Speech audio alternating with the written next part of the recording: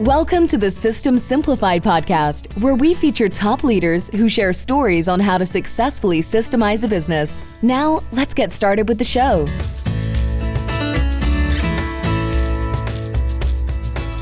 Hello, Adweek, Klevit here, the host of the System Simplified podcast, where I feature top founders, entrepreneurs, and thought leaders about systematizing a business. And today's episode is being brought to you by Business Success Consulting Group, where we create, document, optimize, and implement processes and procedures so businesses can grow and thrive. And today's guest is Dennis Yu. Hi, Dennis. Hey, Adi, good to see you. Good to see you too. Well, first of all, we have to give a big shout out to Jeremy Wise, Dr. Jeremy Wise, who basically is our common connection that introduced us. By the way, I'm sure we have more common connections because I have to mention that you have 40,377, now 78 connections on LinkedIn. And I'm sure that probably we have some more in common, but Jeremy is the one who introduced us. So thank you, Jeremy.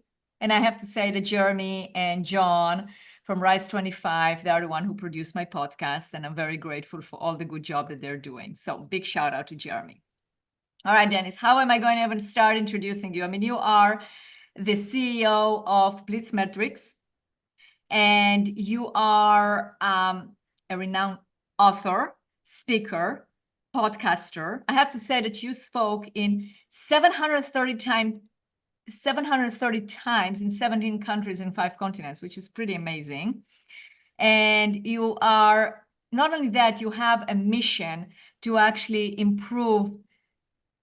You're not just doing it just for the sake of business, but you also have the mission and the philanthropy in you in terms of like improve and empower people, especially young students. And we're going to talk about that as well. So I think the best thing is for you, I'm going to ask you to actually introduce yourself the way you want to be introduced to anything that I just said. I'm a search engine engineer from 20-something years ago. And as a search engine engineer, I know a little something about working with really large data sets. And we built a lot of stuff before Google became Google. And a lot of the things we built and a lot of the people that I trained up went to go work at Google. So I feel like I have a lot of experience in search. There's a lot of SOPs and processes, and other people that want to rank better in search and show up better when people Google their name or Google their business name. Why not learn from someone who's done it for a long time? There's a lot of people that are selling SEO, but I feel like, in any area, if someone's good at something, there should be a proven SOP, and they should make that public and free. And any opportunity where people want to learn how to do this, where we want to demystify, I love doing that. And now 35 years since I built my first website, it's never gotten old. Wow, that's amazing. And it's and I agree with you. You're putting it out there, you're putting the knowledge out there, you empower people. And then, of course, people will see how much you know, and they will come and seek more advice. So let's talk about that. Let's talk about that SOP. Let's demystify SEO, if we would. Would you help me do that for our listeners? Very simple. So before we talked, I said, Google me. So if you type in my name, Dennis Yu, into Google, you get a full knowledge panel, all the colored boxes. And some people will say, well, that's only for celebrities or important people, or Dennis has 1 million followers, or he's famous. That's not true at all. It's whether Google understands who you are factually, what you have done, the companies you're involved with, the organizations that you are with, the people that have been on your podcast, the news that you've been mentioned in, right? All of these things. You published a book. These are factual things. And if you want to learn how to do that for yourself, then follow the checklist of other people who have done it. If you want to learn how to lose weight, don't follow someone who's obese. They might be giving good advice on how to lose weight, but they clearly don't follow that advice. So I'm a really big fan of following practitioners who actively do the thing that they talk about and make it public. So when it comes to the SEO is such a cesspool of garbage. Almost all of it is garbage. And all So these let's people are selling. demystify it. Help me out. And I agree with you 100%. You know, you have to walk the walk, not just talk the talk. Look, And it's I this know simple. yeah. A lot of businesses, they say, I need to buy SEO. I need to hire an SEO person because it's important to rank #1 on Google, whatever that means, right? Me, as a search engine engineer, I think I'm credible enough to say that it is not possible to do SEO. How can anyone argue with me, right? Right. Now, the analogy, like if you want to lose weight, right? Can you hire someone to lose weight for you? No. Mm-mm. So, okay, so I want to lose weight. So am I going to just engage in losing weight? You know, is there a losing weight activity? No. I'm going to change my diet. I'm going to change my exercise. I'm going to get proper sleep. There's all these things I'm going to do. And the result is I lose weight. Right. And if I want to rank in Google on pest control, Portland, Oregon, or whatever it is, right? I want to rank on something. Then there's things that I do.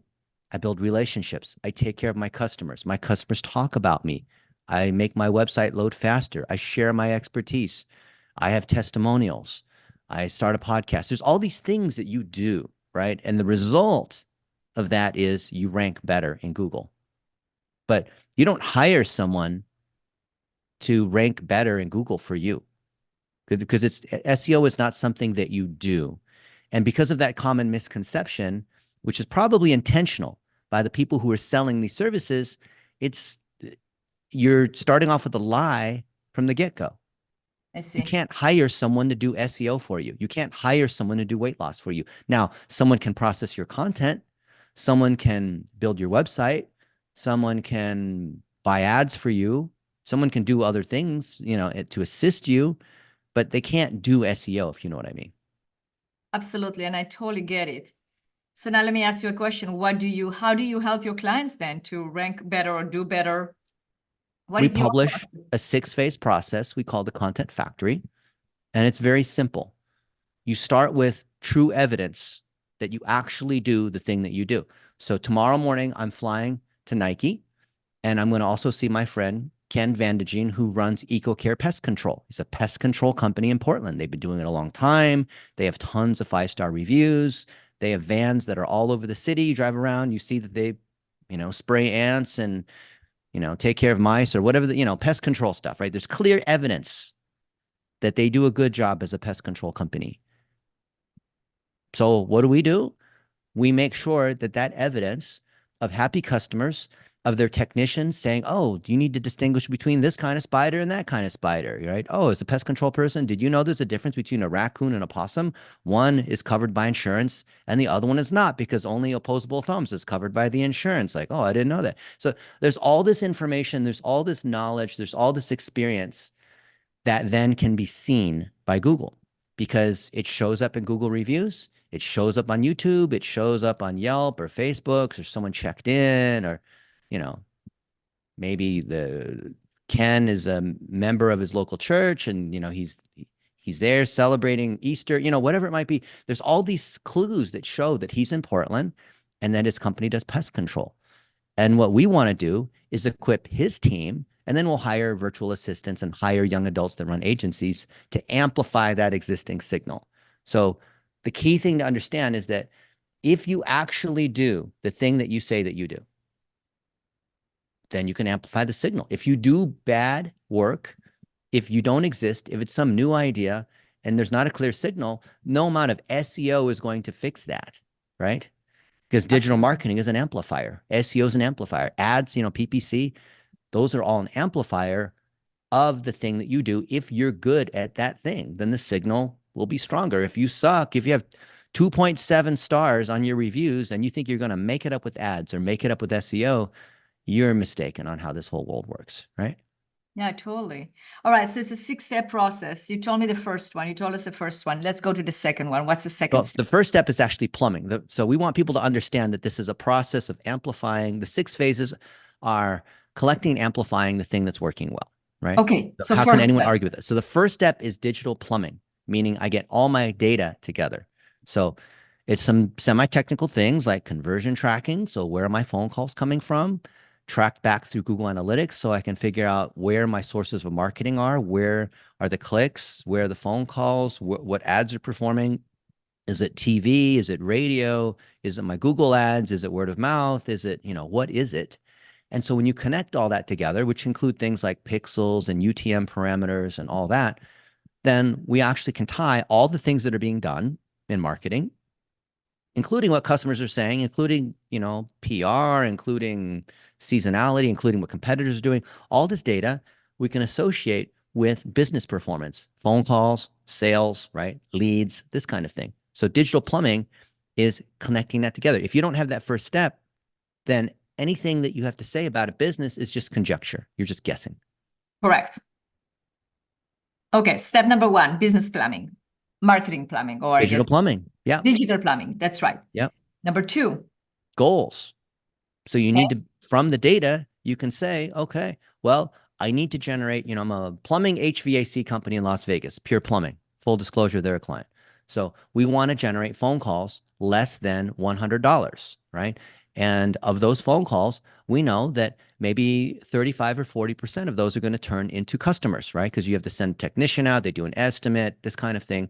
So if you don't have a goal, you could have digital plumbing in place, collect all the data, but if you don't know what the threshold is, like, does your cost per call need to be less than $60 because your average job is only $400? Or maybe you're doing HVAC units and the average is now $12,000, $13,000. Now you can afford to have $1,000 cost per new customer, right? You need to know those numbers that are acceptable, right? I need to know, like, if I had, 52 phone calls in the last week, is that good or bad? Well, how does that compare with my revenue target? If I'm a $1 million company versus a $14 million a year company, that's very different. So when I have the data, I can move to phase 2, goals, where I can now assess how I'm doing against particular business goals. That's right. So you have the goal. Good. Now you assess. So step number 3. Then it's content. So if a goal is not within the threshold, so my conversion rate is too low, or I'm not getting enough phone calls, or my cost per click is too high, or my close rate for appointments is not good enough, my lead quality is low, or something is high or something is low, then I need to take action. And in the world of digital marketing, it all revolves around content. So content can be what customers are saying about us. Maybe for the plumbing HVAC company, we want to get more air conditioning jobs because the last few days have been world record temperatures. 4 of the hottest days, air conditioners are breaking, and the air conditioning jobs are worth more than the clogged toilet jobs, right? So the goal, maybe the goal is I want to shift to more HVAC, right? The air conditioning jobs. So I need to make content around that.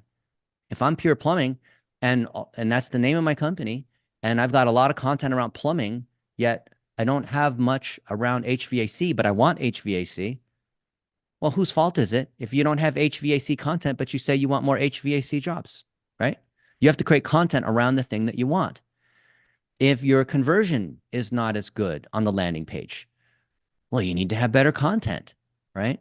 Or your people who close, who go out on appointments and they do estimates, right? That's also content because it's interacting with the customer, right? So content is how you address a particular goal that is not in alignment. Right. So let's clarify that point for our listeners. Like, how can somebody who's going on a sales call, how do you classify it as content?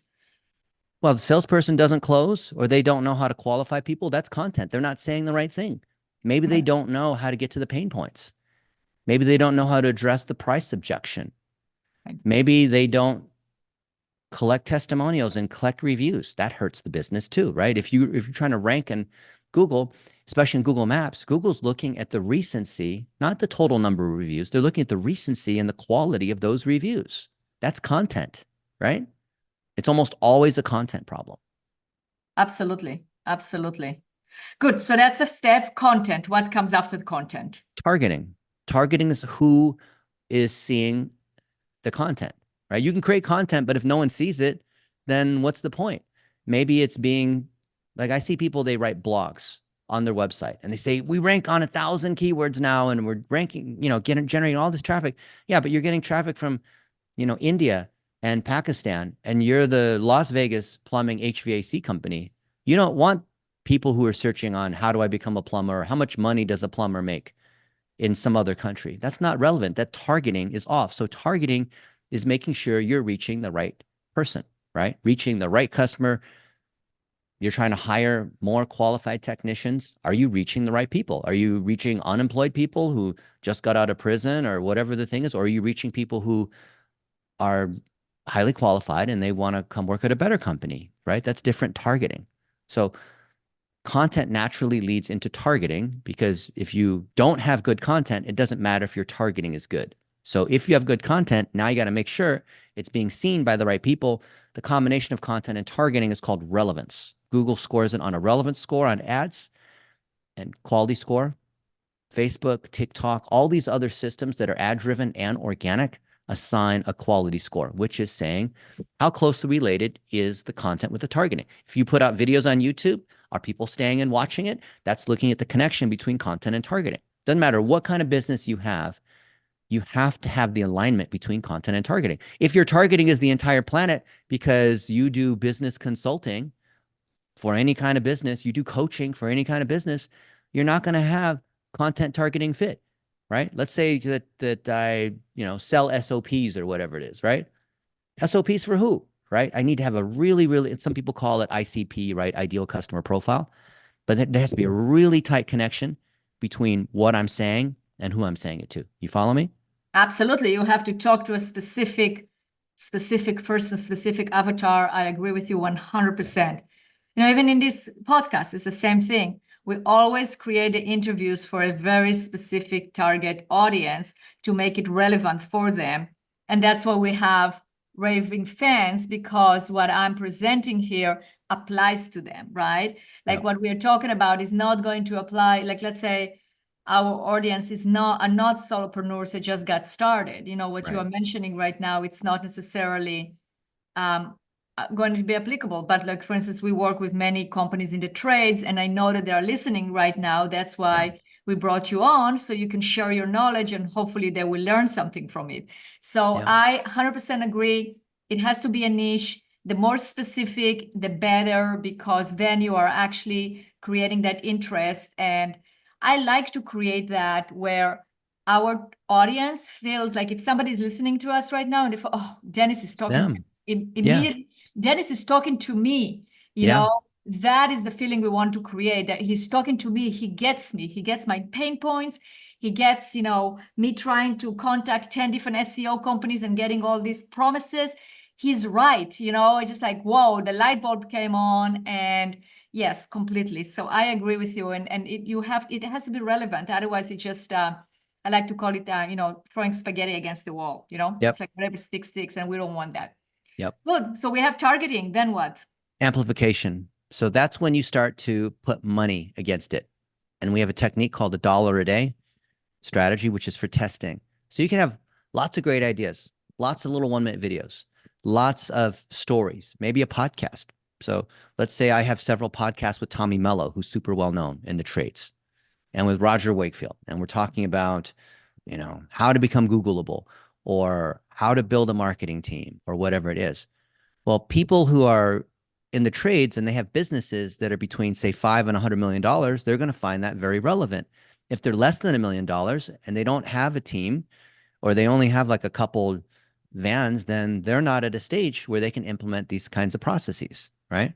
So when we talk about how we scale across multiple locations, or how we train up an internal operations team and hire up teams of VAs to process content and optimize ads and all this, if they're really small, then they just don't have the people to be able to, it's like the engine does not have enough horsepower to make the gear turn, right?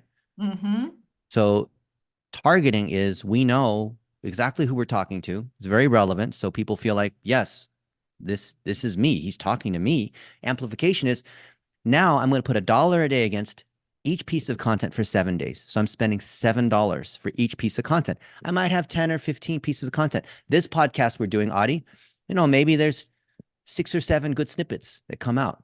And I would put $1 a day against each one of them. So I would spend $7 times, say, 7 pieces of content. I'd spend $49 to test, and I would find the winner, right?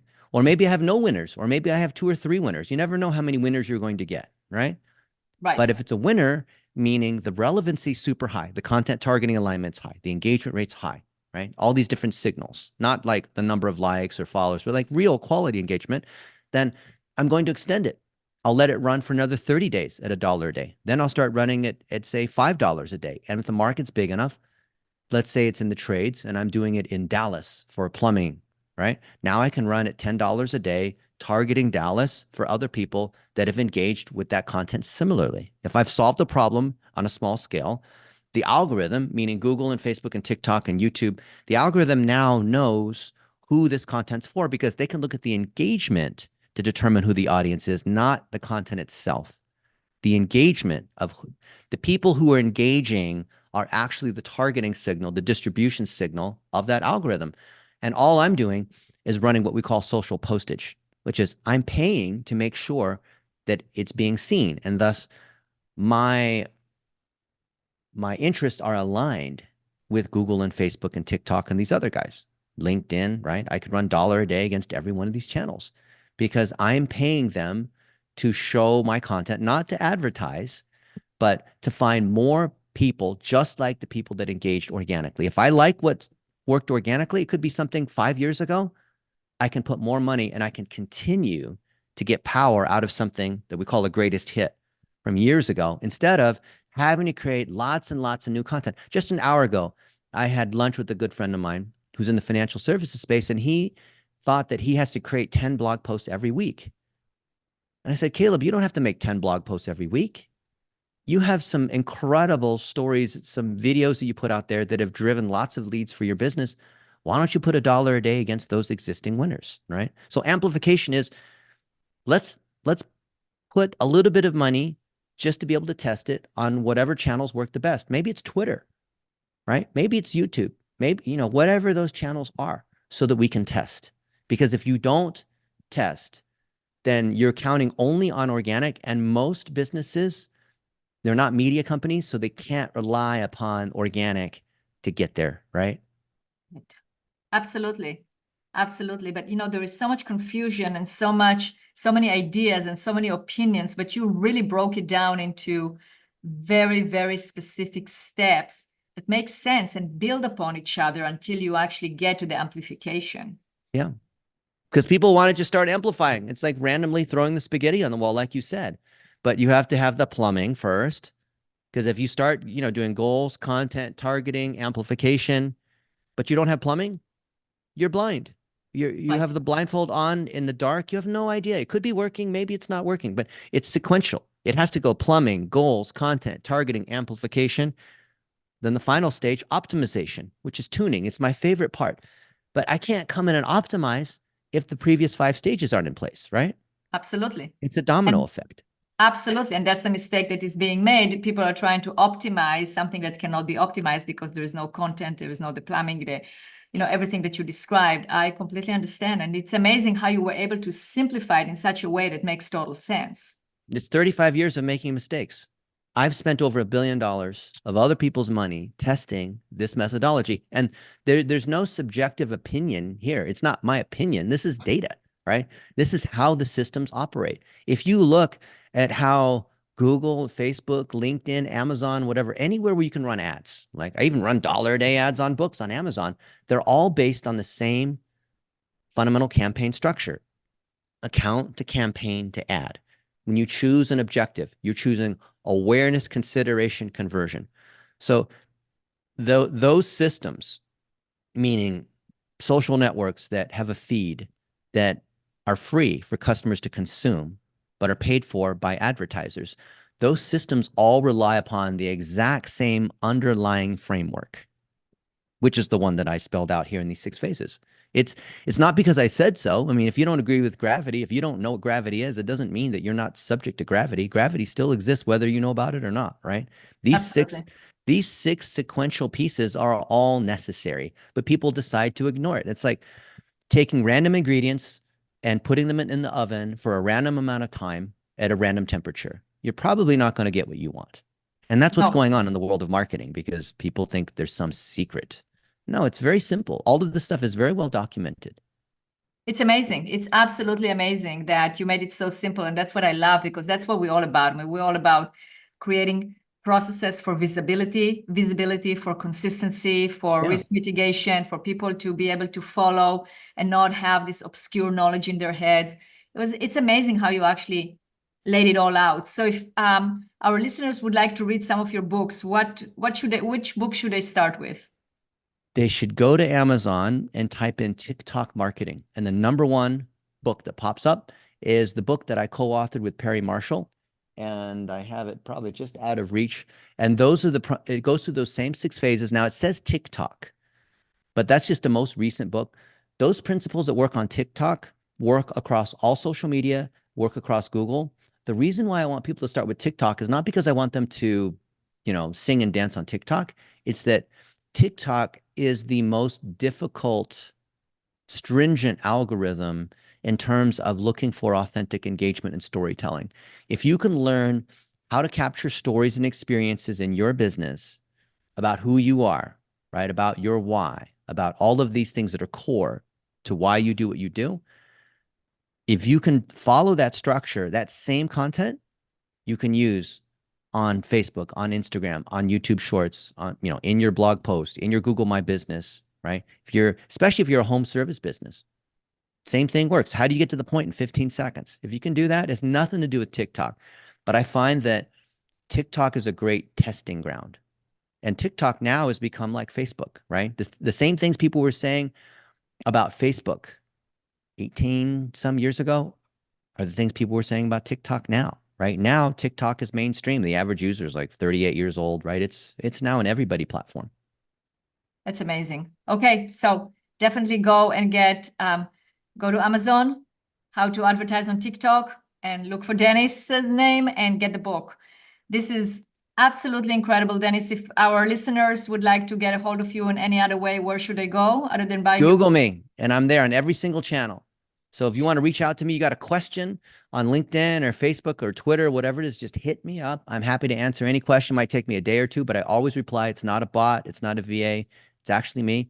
I want to see people apply these principles. I just love seeing people win. Amazing. Amazing. Well, thank you so much for being a guest on this podcast. I learned a lot. I'm sure our listeners learned a lot. And it was a pleasure having you and demystifying SEO for us. Thank you. Awesome. Thank you, Adi. Appreciate you.